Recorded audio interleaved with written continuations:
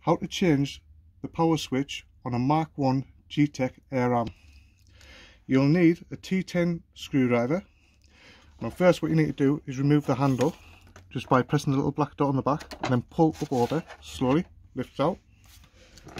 Then you'll have 4 screws here, here, here. If you take these out,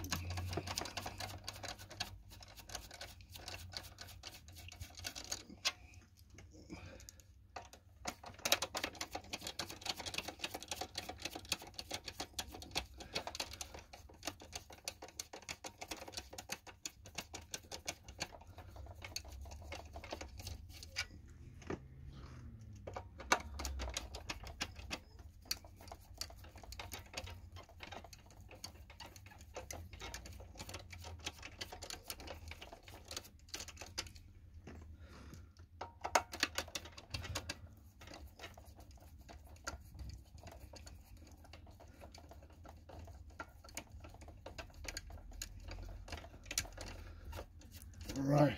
Oh, now the handle does just pop off.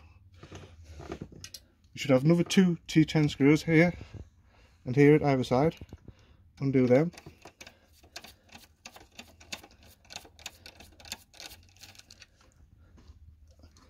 And the one at the other side.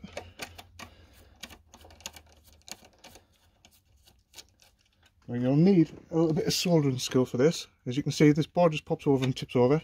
You've got like 4 pins. They need an unsoldering or a desoldering braid to take the switch out. Then you can replace it with a new switch if you've been having troubles with your old one starting and stopping.